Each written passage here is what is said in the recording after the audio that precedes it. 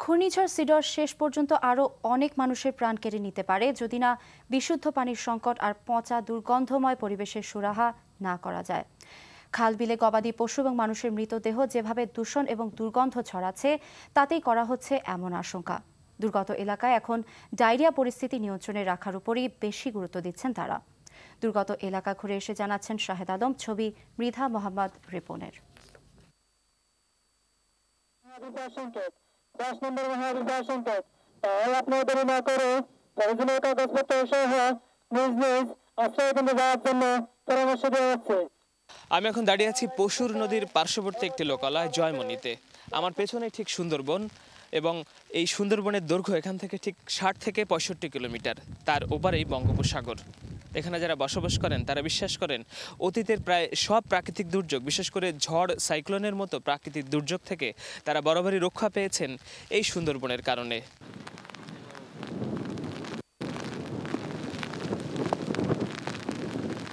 না, সুন্দরবনের কিছু এলাকা রক্ষা পেলেও সিডর তার ধ্বংসযজ্ঞ চালিয়ে গেছে বেশিরভাগ উপকূলীয় এলাকায়।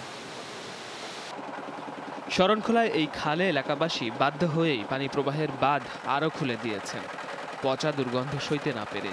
ফলাফল আরও অনেক দূর ছড়িয়ে যাচ্ছে মৃত গবাদি পশু আর মানুষের দেহ। খালের পানিতে বেওয়ারিশ মৃতদেহ ভেসে থাকার এই দৃশ্যটি সুন্দরবনের ভেতর থেকে তোলা। আর পুকুরের পানি, সেখানেও তো জলোচ্ছ্বাস পৌঁছে দিয়েছে সাগরের লোনা পানি। দুবলাচরের এই বৃদ্ধ যখন নৌবাহিনীর অস্থায়ী ক্যাম্পে চিকিৎসা নিতে এলেন, তখন ডায়রিয়ায় তার প্রাণ প্রদীপ নিবু নিবু প্রায়। আমি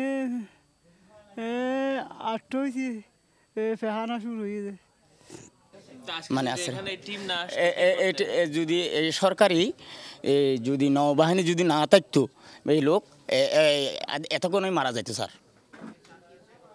কয়েক ঘন্টার এই তড়িৎ চিকিৎসার সুযোগ নিতে যেন হুমড়ি খেয়ে পড়ে চরের মানুষ।